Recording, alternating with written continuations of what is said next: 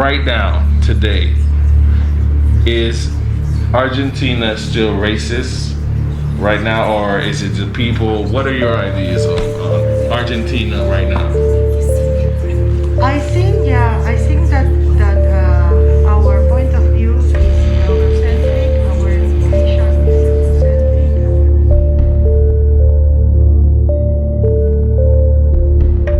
Eurocentric. A la calle. ¿Tú tienes sangre guaraní? Tengo sangre guaraní, sí. Tengo sangre guaraní, soy hijo de correntino yo. Soy hijo de correntino. ¿Y cómo es esa sangre? Como dicen todas. Como todas.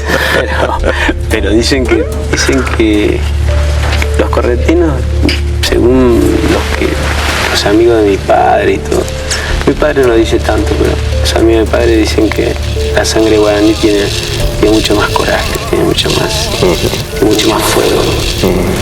Parece mentira cómo Argentina anda tropezando y al final siempre se encuentra en la final. Esa mezcla de guaraní, de tano y de gallego da una casta especial, ¿no? Es verdad. A la hora de los grandes momentos. Sí, tenemos un poquito de todos y eso hace que la mezcla sea explosiva, ¿no? Ya no nos pueden vencer fácilmente. It was sparked by a comment made by Argentina's President Alberto Fernandez as he met with Spain's Prime Minister, seemingly trying to impress him. He said Mexicans came from Indians, Brazilians came from the jungle, but we Argentines came on ships from Europe. Playing up European heritage as something superior. The era of gushing over Europe is over, but Argentina's president apparently did not get the memo. What ships is he talking about? Europeans did not migrate to Argentina, they colonized the country. So the native Argentinians are indigenous groups and tribes, not European descendants. It's important to mention that the Argentine president did apologize for his insensitive statement, but some argue it was only warranted by the backlash from the international community, not to mention people who are from Argentina. I began this video with Diego Maradona, who is arguably one of the most famous Argentines in the world, for the sole purpose to highlight his indigenous heritage. His mother was European, but his father was Guarani. The Guarani tribe is one of 35 indigenous tribes you can find in Argentina. Interesting enough, these 35 tribes make up the first natives of Argentina, not the Europeans. And it's important to note some of these tribes, like the Guaranis, are in the jungle. You can find Guaranis in Brazil too. It was kind of alarming that the president would make that statement, knowing that there are tribes that are from the jungle. Although his statement was insensitive, ironically, it was not 100% false. The truth is, many of the Argentine descendants did come on boats. Some of them came from Europe, and some of them came from Africa. This is no secret, over a couple 100,000 enslaved Africans came into Argentina. And the truth is, they didn't just leave. Alright, in this video we'll be talking about what happened to some of them so we can get closer to the truth. Hello, my name is Ace. I'm a travel YouTuber. I came to Argentina to learn more about its culture, to include the history about Africans in the country. While I was there, I got to meet some amazing people, and I'm sharing these stories with you. This is part 2 of the stories I'm sharing. Just to give you a recap, we met Hugo and his daughter, who were able to share their experience living in Argentina as Afro descendants. During the conversation I had with Hugo, he mentioned something about our artist, which brings us to part 2 of the series. Just to remind you, this video is about the history of black people in Argentina. In this video, I'm going to introduce you to a woman whose father is Guaranese. But interestingly enough, his grandma had African ancestry. That's right, the Africans were intermingling with the natives. I wish I can give you an answer on why it was happening in this video, but I promise I will answer it before the series is done. Not me. An expert will. First off, guys, I want to thank all you guys who watched that first video and hit the like button. I would ask you again to hit that like button. I greatly appreciate it. It really does help the algorithm and get the word out. This video is going to be heavily dialogue.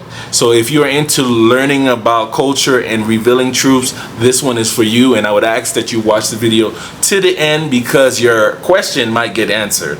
And as always, watch to the end because I'll have some commentary to let you know my thoughts on what was being said in this video. Anyways, let's get this video started.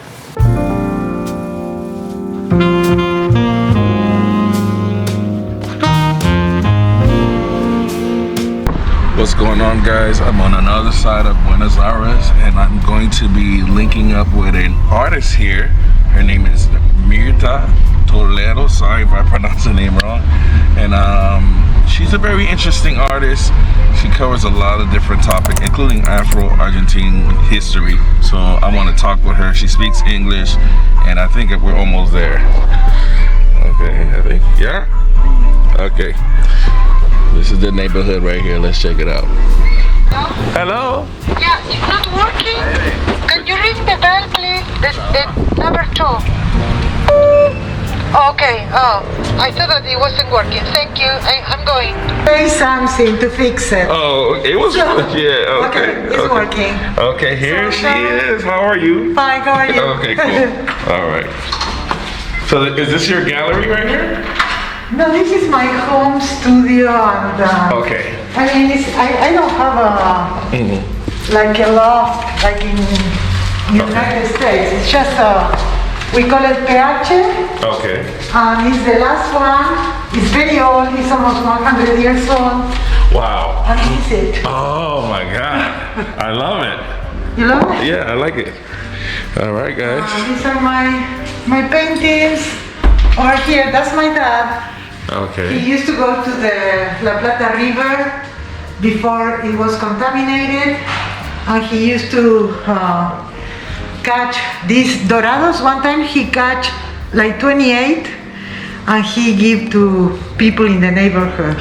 These are like golden fishes or something? Like Yeah, we call it dorado, but it's a huge, I mean, it's from the Paraná River, so when it's a lot of rain, all the water used to come to the La Plata River with the fishes. Okay. And my dad used to go to fish, to do fishing when That was it his raining. was that his occupation? Was he a fisherman? No. He had many different jobs before he came to Buenos Aires, and then when he came to Buenos Aires, he has many different jobs again until he married my mom, and he went to work in a factory that it was specifically for Spaniard people.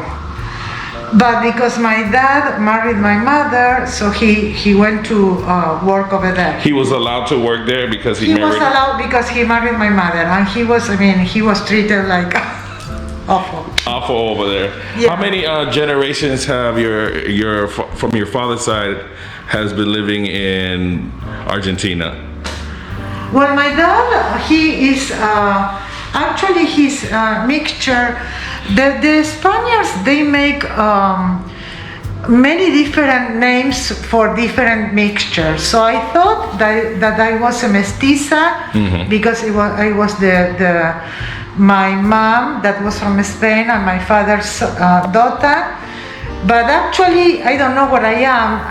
I think now that there is a new name, is three ethnic, because my dad actually, according to the Spaniard classification, he was a Sambo. A Sambo was a mixture of native Aboriginal Indian. His group was Guarani and African. Okay. Or Afro-descendant. Okay. So he was a Sambo, and I don't know which is the product the product of a Sambo and a Spaniard. I know that the Spaniard with Aboriginal Indian is mestizo. So they had a caste system here as well because of the Spaniards. So depending on that was many years ago. What I can tell is that in the neighborhood, my dad they call it cabecita negra. It's a little black head, where the people from other places in the country. So he was the little black head of the neighborhood, and in the school I was never invited in the elementary school, and I felt different. A teacher, I always tell about my señorita Nelida. She made a difference in my life. And your teacher, one of your teachers. One of my teachers when I was 11 years old. Now the people use the word bullying. So the teacher made me walk in front of the class, and she said that once in a while God sent us an artist to make us see what nobody can see. And after that, my classmates, they treat me different. But I think that the most important thing about Señorita Nélida is that she made me see myself different. So, I've spoken to other women who are Afro-descended, and they said they had a tough time going to school. Like you mentioned, they were bullying people, but it made them feel bad going to school. Was that? I think in my case it was more like poverty, and we were really poor. We live in a house this style, but it was a huge house, and every family had only one room. So I spent 11 years of my life in one room like this. This is and this is where all the family would be. Yeah. This is. Wow, this is beautiful. I guess it's like a gallery now, because with the pandemic, I just invade the other room, supposed to be the living room, and I invade myself, and I make a studio too. And this is what I call the Tree of Life, and it's a portrait of my mother and my father. And I was living in the States for over 20 years. The United States? In the United States. Oh, that's how you speak English. Okay. Yeah, when I went over there, I zero English. It was hard, really hard. But anyways, I have kind of grant from San Coronado Studios in Austin. So I make a serigraph, and because it's sold out, then he gave me the opportunity to make a second one, and I make this of my mother and my father, because the Mexicans, they have the Tree of Life is somehow like Adam and Eve, and this is the Adam and Eve of my story. And this is my dad, and that's my mother. Okay, this is how your father looked. Okay. Yeah. And that's your mother. And that's my mother. How was that between your mom? I know she was getting a lot of, people were bothering her because she married a black man. It was really a mystery that how he conquered my mother. It was really a mystery, and she never wanted us to tell us, even when before she passed. I asked her because I knew from my godmother, she came to Argentina, and she went to live to my godmother's house. That was about her age. It was a distant relative. And she told me that at that time she had another sister and a brother. And at that time the man approached the lady of the house, the old lady of the house, with a present. And if there were more than one daughter or a young woman, she said, okay, you are coming in the name of who? And she said that her mother was really upset because after my mother came from Spain, everybody came for my mother. Oh, so your mom was so popular in the neighborhood. She was really beautiful. She was I guess the stereotypical beauty at that time, like Rita Hayworth, or that type of beauty. Rich men approached her, and then she married this guy that he didn't even knew how to read. And at the time that he conquered my mother, his language was Guarani. He was learning Spanish. His Spanish was even.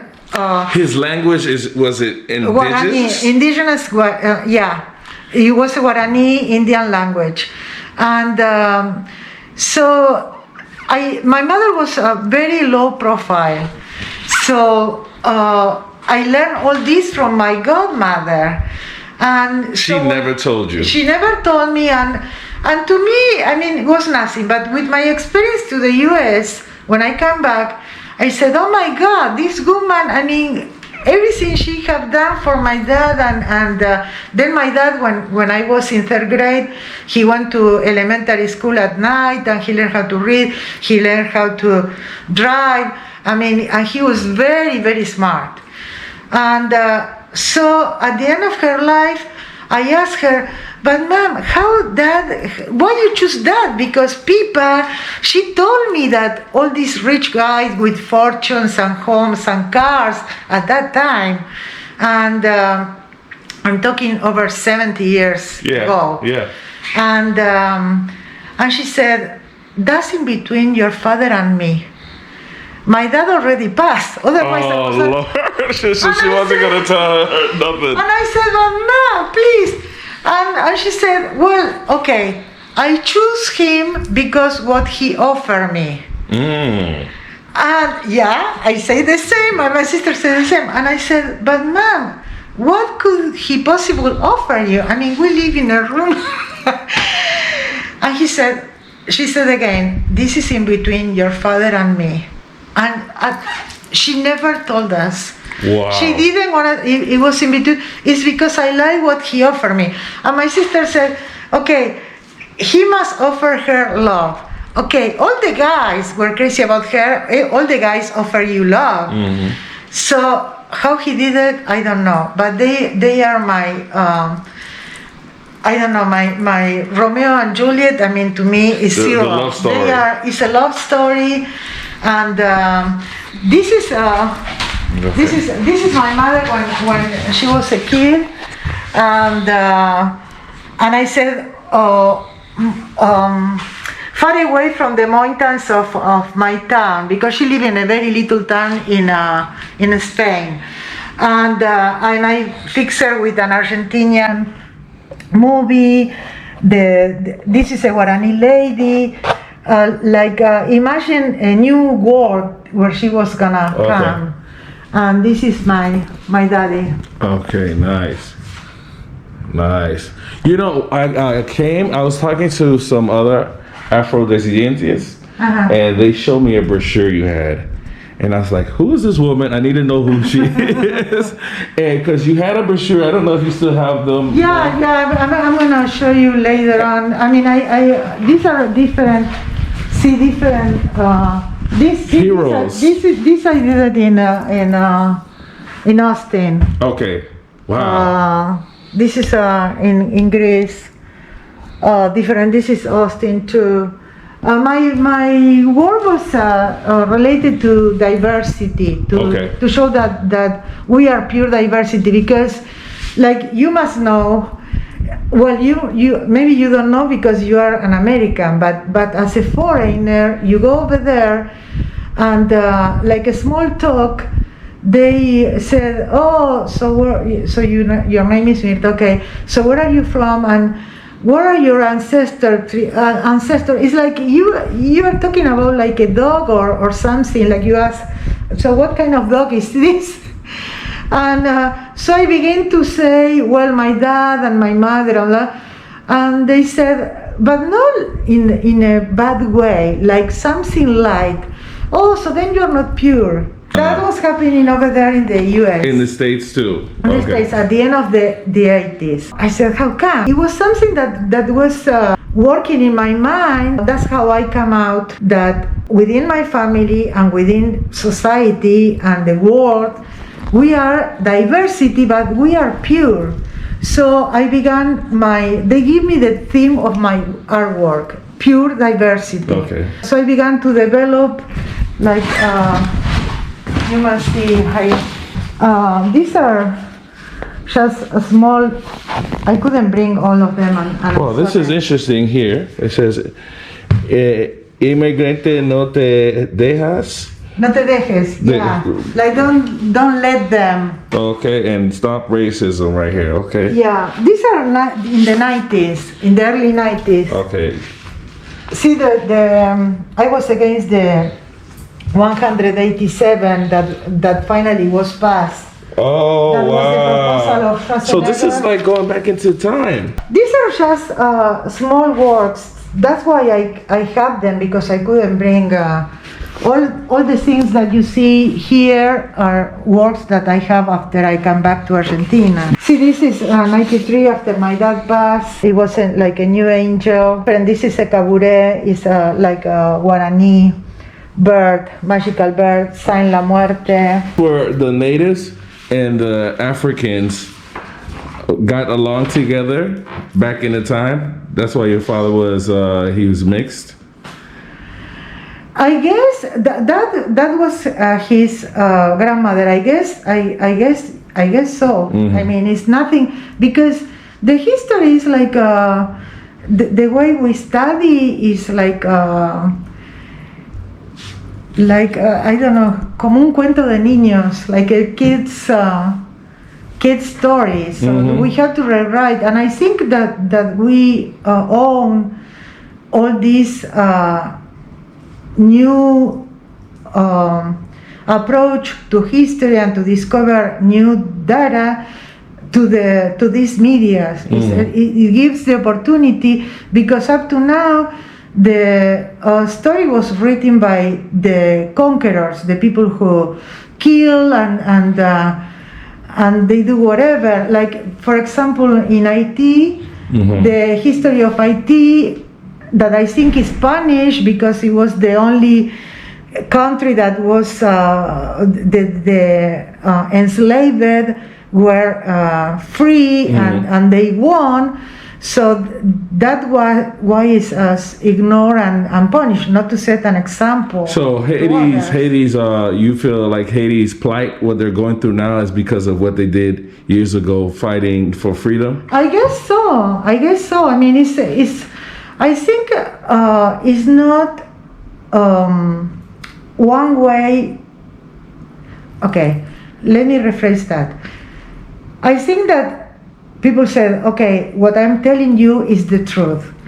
It could be the truth, but it's your truth. I think that reality is a huge puzzle, and you have like a window. For example, with that camera, you are looking at me, but people is missing all this room that is full of stuff, and that's the same with reality. You have only one window. So if you believe that you have the truth, then you miss parts of the whole reality. Everybody have a piece, and if you have empathy and you are open to see and to question and to understand others, then you can contact other pieces and have a better approach of reality.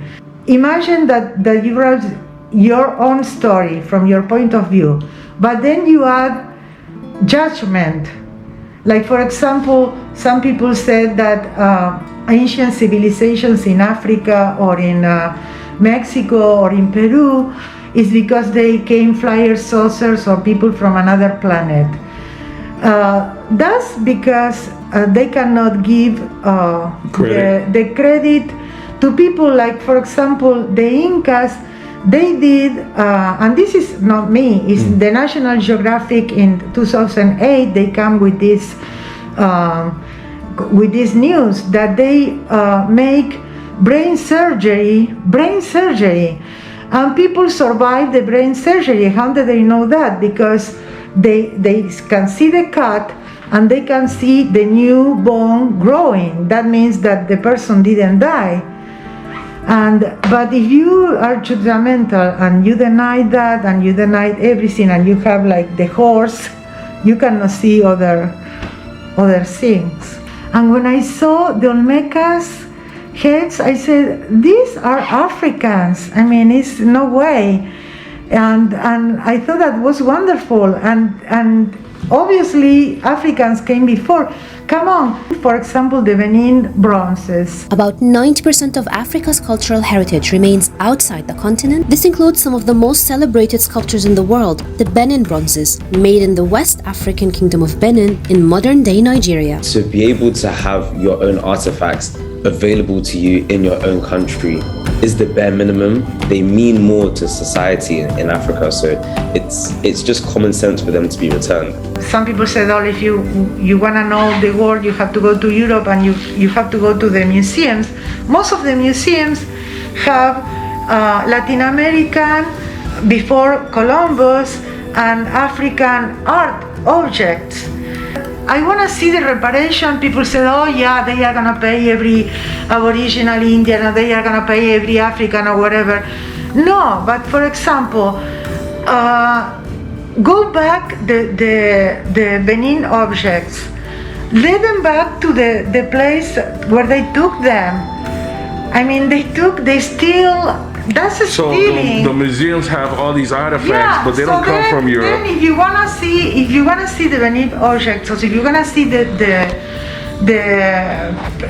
pre-Columbian, the most wonderful art, you don't go to Boston, you don't go to London, you don't go to France. You go to the You country. go to the country, because that's money too. And that's the way where people, oh, see how they are, they didn't do anything, but come on. You're making money with other people's cultural objects. In top of that, I think that that you take the spirit of the object. Some water? I can wait for Yeah. you. Go ahead. I'll wait for you. Oh, wow, guys, she went to go get some water, but she's just giving us so much insight on what's going on and what has happened in the past. So hit that like button, go out your way and hit that like button. And yeah, I really appreciate it. But we're here. I want to learn about this guy particularly, and some other important Argentine figureheads. So let's do it. Yeah. These are actually, the paintings are huge, but they are in the States. Okay. So, These are replicas, smaller versions. Yeah, and that's the Jemanja, the Guadalupe, and Mother Earth, Pachamama. Nice. And then over here is a mixture of is an Acauba doll, and Isangoma doll. This is the Virgen of Luján. Kajari, la diosa de la yerba mate. She's an indigenous woman, or? Yeah, she's indigenous. She's Kajari. You know the mate? I don't know. The mate we drink, that's the national drink of Argentina. Mm-hmm. And they drink it in Paraguay and Uruguay, in Brazil as well, and part of Bolivia. But actually it's from the Guaraníes, and my dad was part Guarani. It has antioxidants, vitamins, or whatever. A lot of vitamins. And now the Americans discovered that, and I know they have soda. Oh. Americans made the soda. Yerbo mate. Oh, wow. Yeah, but see, when you call me, I was drinking mate. See? Okay. This is the way. So you drink it like this.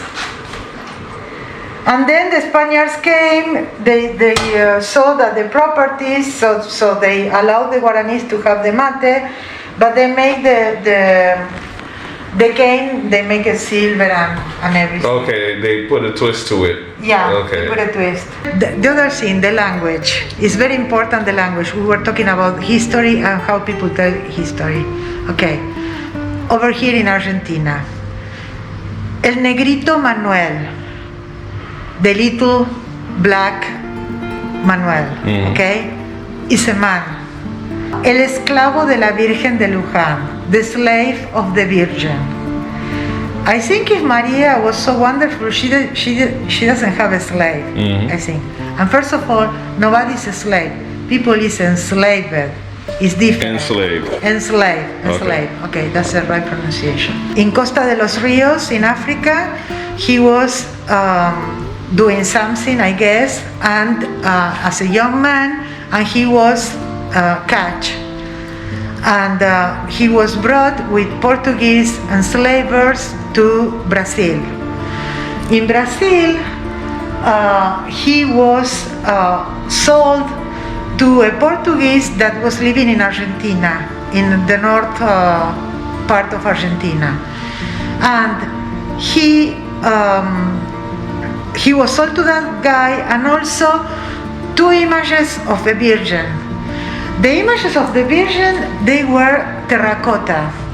Terracotta is brown, clay without any glaze. So they have these 2 images exactly the same of the Virgin, that they were like the Russian dolls. Yeah. They were that shape. They came over Argentina. They came by horses, run by horses. Okay, carriages. And when they get to the Luján River, they stop over there. They didn't want to continue. So they took the boxes with the 2 Virgins. They took one and they could continue. Mm-hmm. So they decided to leave that box with one of the Virgins, with one of the images, with Manuel, because he was baptized Manuel, and the last name Costa de los Rios, because he was catch in Costa de los Rios. So the legend said, or the story said, is that people came all over, and he believed in the Virgin, and I guess he believed in the Virgin because after he was catch, thinking with empathy, if you are catch and you are mistreated and you are less than a dog, the way they treat you and everything, and then they adore this figure that have the same color of your skin, in a way that Virgin or that image saved him. So he adored that image, and he was caring and taking care about the image. And people came all over. Of course, he was working too, but he made like a small capilla, and he put candles, and many people said that he and the Virgin, they were making miracles. And that's how they grow, and he was taking care of the Virgin until he died. And then of course they make the church over there, and then the ladies, I think it was in like 1800s, they dressed the Virgin with this, of course the colors of the flag, and this was embroidered with gold, and they set a crown, and I understand why my dad, the only figure that he adored was the Virgin of Luján. And here I have this was my dad. Okay. And now after I ran, and why I ran the story, because I make a promise for my life. I was praying for the life of my best friend Dota, and I make a promise to the church. It's a church over here, 5 blocks from here, that if they make the miracle that she survived, I was gonna make the painting of Manuel. And so it's not this; it's another one that is in the church. And so I was investigating, and I said, no wonder why Dad, he loved the Virgin of Luján and no other one, just that one. See, everything have an explanation, and everything have a story behind. But if you take something and then you fulfill with your words and your judgment and your story and whatever, you are not telling the truth. That's far away from the truth. That's why European story about the conquer of America or Africa or whatever is far away from the truth. you have to do your own research. You have to do your own research, and you take everything from me, and then you occupy my house, and then I'm your servant, and I'm dumb, and I'm this, and I'm that. It doesn't make it. And there is always another way to see it. When I come back, people was telling me, so what are you gonna paint now if your theme is diversity? If Argentinians, we are all Europeans, okay? So then I learned that there is an Institute of Diversity. I went to meet him, and I said, I wanna be part of the institute. Let me see what I can do. I'm an artist. And he said, well, I have this idea to investigate and everything, and he's gave me a list of 20. At the beginning were 20. So I just investigate These are who are these people in these pictures right here? Well, this is the first Argentinian painter, for example. Okay. And this is Josefa Tenorio. She was, many of them were soldiers that fought for the Argentinian independence. Because when the generals, they went for soldiers to fight for our freedom, the Spaniards who were born in Argentina, means the criollos, they gave them the slavers, the slaves. During that war, a lot of enslaved men died. And because of that, it left a lot of women widowed. However, despite the war, the Afro-enslaved community still made 30% of the inhabitants in Argentina. Unfortunately, there were mostly women. So there was less African men to marry with. This actually echoes the testimony we got from the first video from Hugo, where he explained he really didn't have a lot of options, which led him to deal with non-relatives, which happened to be white women. Not for nothing, during the 18th century, there was an underlying message to intertwine with white counterparts. It would mean that your offsprings would have somewhat of a better lifestyle. Doing the investigation, the research, I was amazed to learn how many people were writing books and magazines and newspapers and everything at the second half of the 18th century. It was a huge process, and I'm glad that I learned English because there were almost no information over here, but because in the universities they have African studies and the diaspora, many students came over here, and because of my ex, he let me see the university. You go to Google and they don't allow you to go. So there's a lot of information. A lot of information that you can't get. Yeah, so many people help to because not only one person can do this. So anyways, from every person, first I make the bio, I do the research and everything, and when I learn who that person was, what about his feelings and his goals and dreams and everything, then I made the portrait. This guy here, who is this guy? Well, this is the first president of Argentina, Bernardino Rivadavia. Okay. And perhaps the paintings, his light skin and the drawings and everything, but then you see his features, he have African, at least African ancestry. Dude. Some history books said that he was mixed. How can we access those books? Where are they? In the National Library, in the Congress Library, and everything. I was doing research to do a bio that I can give it to you. Alright guys, full transparency. Obviously I'm not going to put this information out without letting you know my thoughts. I actually did look online to find out whether or not the first president of Argentina had any African roots. There are documents that show that they used to call him Dr. Chocolate, but some historians say his political enemies are the ones who started that name. By calling him that, they were basically trying to start a rumor suggesting that he was in pure blood so he could lose his position. One thing is calling a person a name, and another thing is that person actually fitting that description. Really try to do my research on finding this information, and I actually came across a woman who was also on the same journey. Her journey began 15 years ago, and so she left something in a blog post about her experience and what her thoughts were. But I was able to get in contact with her, and this is what she told me. I'm gonna leave her name anonymous, and this is what she wrote me. Hi Ace, wow. I would never have predicted someone getting in touch with me over that long ago blog post. Thanks for writing. I have never resolved whether Rivadavia was a person of color or not, at least not with a research-backed answer. I think it's pretty likely he was, but I can't prove it. I spoke to a couple of Argentine historians who dismissed the idea out of hand, but it really felt to me like their own cultural outlook was dictating what they could consider.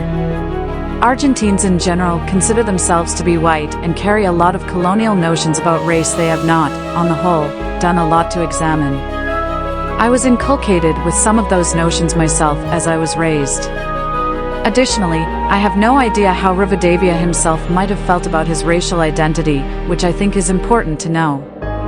I wish we had more information. I forgot to mention this woman is an educator, okay? She's not some random person just curious to find out this information. I was included with some of those notions myself as I was raised. So I think she's Argentine. So that was her testimony, and I just wanted to give you that pretext. Now, you are welcome to believe what you want, but I think if you are in Argentina and you want to find this truth and you have concrete evidence, leave that information in the comments, all right? I would greatly appreciate it, especially if you have access to these congressional libraries. It would be amazing if you can get some answers to that. As far as what my thoughts are, there is evidence, but you should always do your own research and come to your own conclusion. But these are all people who are of color, Afro-descendants. Right? Yeah, they are some of African and some Afro-descendants. Because now is the term Afro-descendant. If you have like ancestor that is Afro, then you are an Afro-descendant. Like I'm Afro-descendant too, but I'm European descendant too, and I Aboriginal Indian descendant too.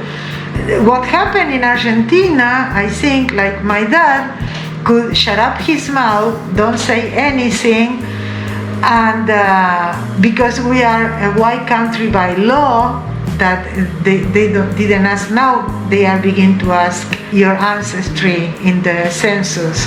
My dad could not say anything, and I will think that I'm European, and that's it. And many people believe that because the family hide it like a secret or like shame or whatever. Instead, my dad, that's why I'm so proud of him, because he was proud and he loved his heritage, and he was so smart.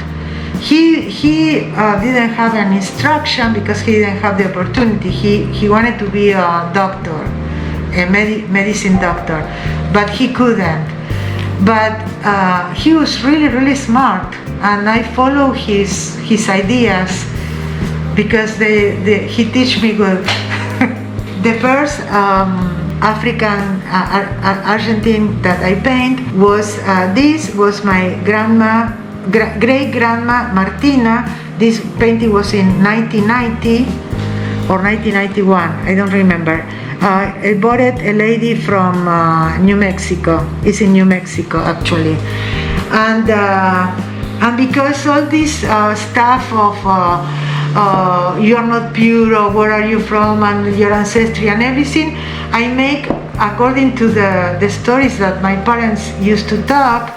I make like a fiction about the heritage that it could be any Argentinian. I mean the Aboriginal Indians, the Spaniards, the Africans. I believe that there's certain Argentines who don't know of their African ancestry because their family has hidden that from them.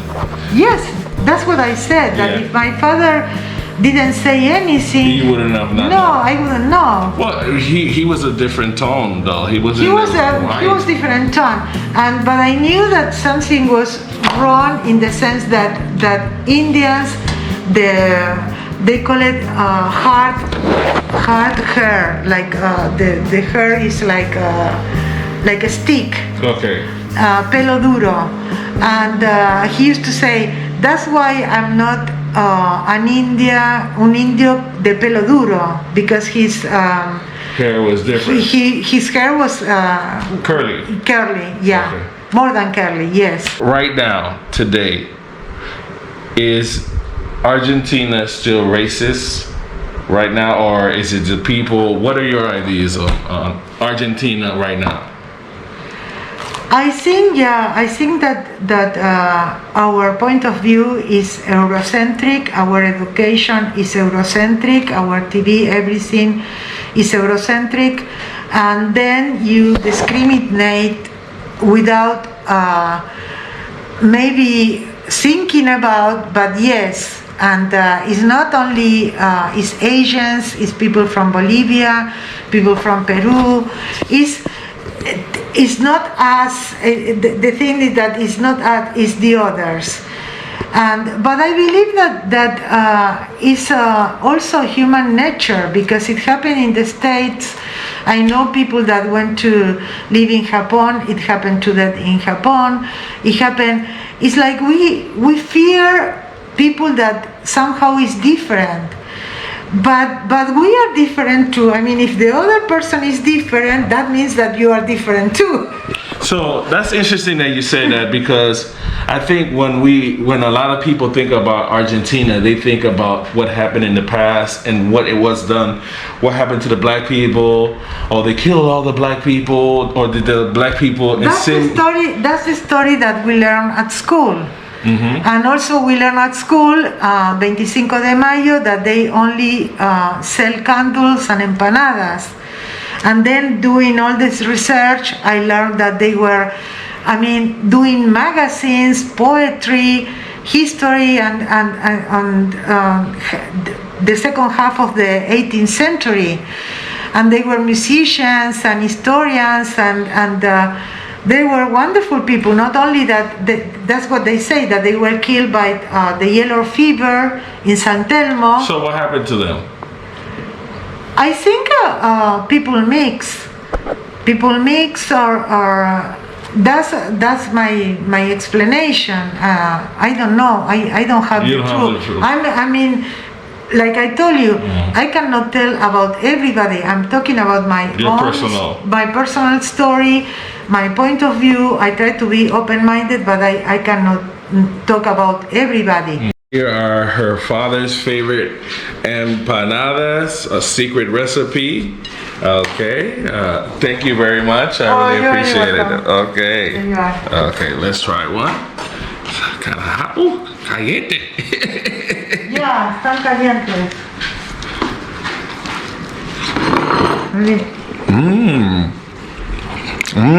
These are good. And they have some onion in them. Oh, you want the recipe? These remind me a little bit of Philly cheesesteak, guys. Really good. Her mother's from Spain. Her father is Afro-Indigenous. My grandma. And this is a representation of my grandma. My great-grandmother. Your great-grandma? My paternal great-grandmother. Okay, so your father, your father grandma, which is her, was African, but she was descendant. She was living with the indigenous tribe. Yes, with the Guarani group. Yeah, within the Guarani culture. Yes. That's interesting. Okay, so she was obviously she spoke that language too. But do you know what other language she spoke? No, I really don't know. Wow. I really don't know, and I wish we have what you have over here. I wish I have an album full of pictures. I wish, but me, for example, my grandson, he have like thousands of pictures, and he's 2 years old. When I was 4 years old, I have 3 pictures. People that wasn't rich, you have to go to the studio. I remember my parents saving money to go to the studio that was in the other block, just for a picture to be taken. So then you don't have that, and I wish we have play recorder to record all the stories that my dad and my mother used to tell. But our poverty was a blessing in the sense that we live in a room like this. No TV, the radio, my mother used to listen music from Spain, a program 1 hour. My dad used to listen chamamé. And so then when they come home, we were together, was listening or my parents talking in between them and listening to the stories over and over and over again. So that's why you know things. Right now, I guess the typical family, one kid is with the cell phone, the other with the cell phone, or you are watching TV. That's how the oral story come through up to today. Not only in a family, but from the indigenous people, and I guess from the African people and Asian and European, all over the world, were oral stories that they were passing by generation through generation. So I don't know, I think it was a blessing. It was a blessing, and my art, I think I owe it to my parents, to the love that they have for each other. They teach me that with love, you don't see difference. I think a lot of things have changed because of technology. A lot of people have the opportunity to learn more, and not for nothing, there's a lot more accountability, ability. You can't just say things anymore without there being some form of recompense, or something might happen if you say something. Yes, but that's politeness. That's politeness, like to be polite. But the thing is to change the mentality, to be open-minded. No, I don't say what I really think, because otherwise I'm gonna get punished. Okay. It's just to open your mind to see how do you get to this feeling or to this kind of thought against entire group of people, and without knowing them, without personally going them or having a personal experience, or without really knowledge, just because of a prejudice. And to change that, to open your mind, and okay, I don't know, how do you do that?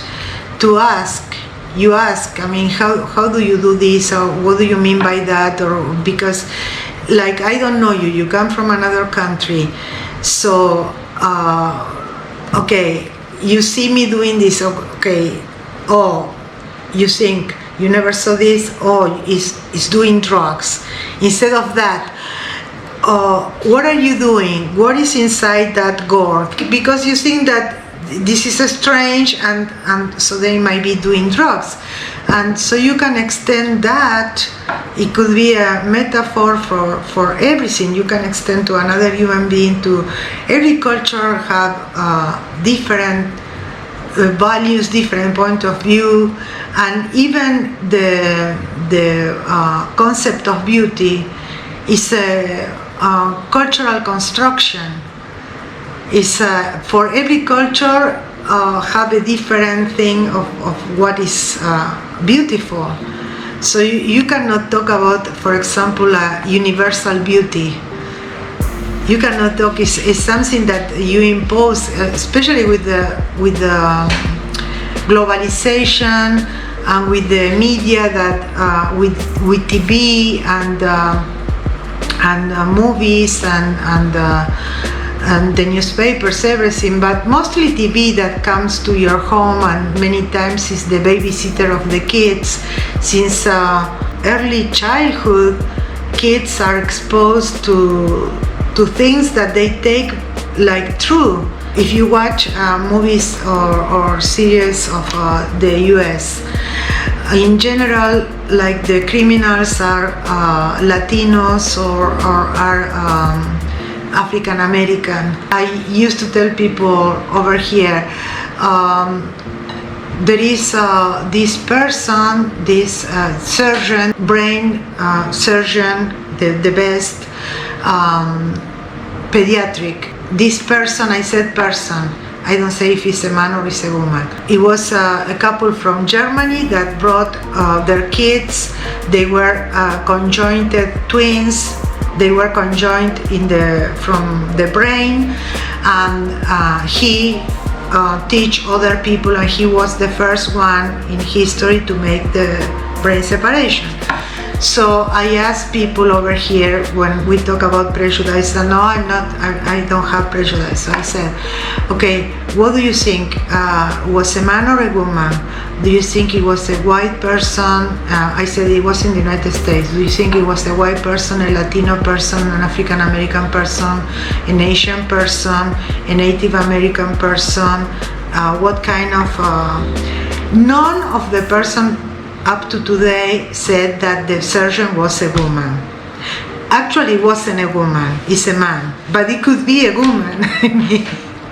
But people said it has to be a man. Even women said it has to be a man. And then none of the people said that was an African American. And actually it was an African American. But if you only portrayed a group of people within crime, then people learn from movies or whatever that those kind of people are criminals, and then they feel fear. What will happen, for example, if you take Maya Angelou and Obama and this, I think his last name is Clark, I'm not sure now, the neurosurgeon, and Oprah, and all people that is very rich and very successful, and you just show that about African Americans to a group of kids, then kids are going to learn, and they will have the prejudice, oh, it's an African American, oh, it might be rich, it might be famous, it might be it's all genius. About it's a perception. It's about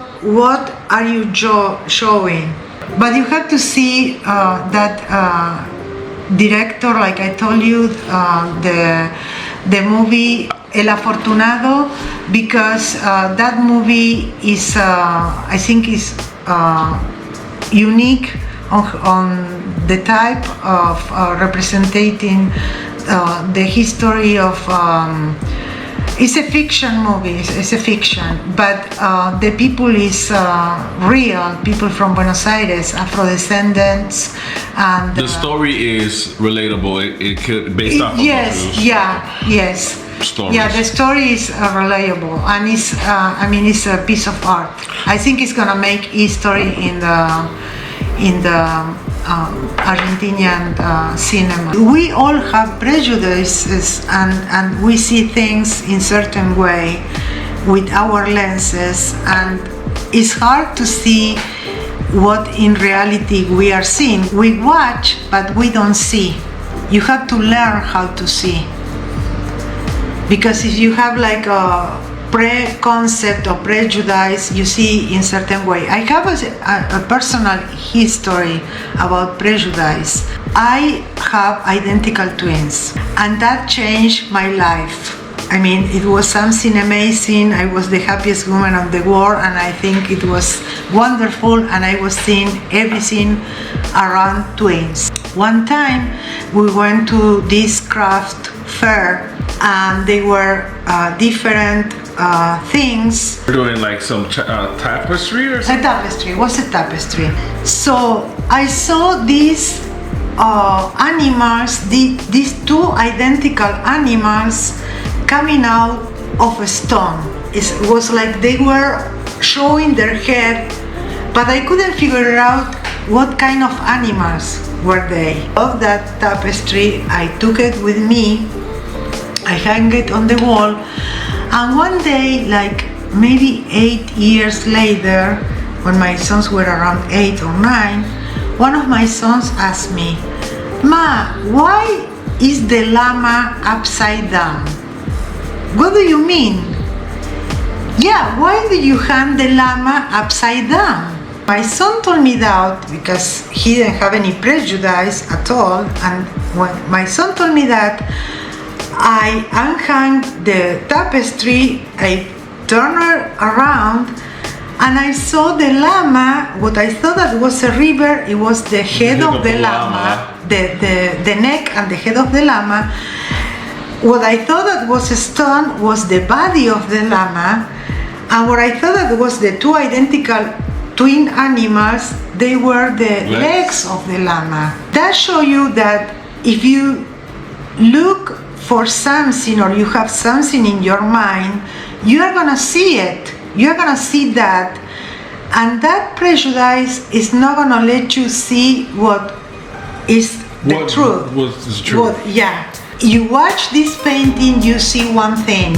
Another person watch it. Everybody have a different lecture, and everybody's gonna tell you something different, and it relates to their own story. That's why it's so important to listen. If someone is Afro, someone is Korean, or someone is Asian, or European, or whatever, to listen their own truth, because you are gonna have an interpretation of their truth. But I cannot talk about you without knowing you, and that's what I feel that the history books do about entire societies, entire countries, entire cultures, and then the power of the published word is amazing, because you said, no, that's impossible, it's not like that, and people said, well, but it's published, and it's like it's the word of God. And that's why I believe that this media, the alternative media, is wonderful, because give power of people like you and other people to tell different truths, to get an approximation to the real truth. I think her perception about how people think is amazing. We don't know the true story about people unless we get to know them, and that's something that needs to be echoed throughout the world, not only in Argentina. I want to thank you for watching this video, but we are not done. Ace, you're not done yet? No, I got more. In the next episode, I hit the streets and I meet this amazing group of people that tell me their stories. You don't want to miss out on it. I get down a little bit too, all right, guys? There's more, all right? If you enjoyed this series, hit that like button, tell a friend, share the video, share it with all your peoples, man, especially if you're Argentina, all right? Peace, love, and I can't wait to see you in the next video. If you can't wait to see the next video, leave a comment saying you can't wait to see the next video. All right, guys, peace, love. I see you, all right? I'm working hard. I'm trying to give you the information, man. It's getting crazy. It's gonna get crazy. I'm telling you, we're close to the end. We're close. All right, yo. Thanks for watching this video. If this is your first video, try to watch all the other episodes and catch up so you don't miss what's happening next. I guarantee you, it's going to be crazy. Yo.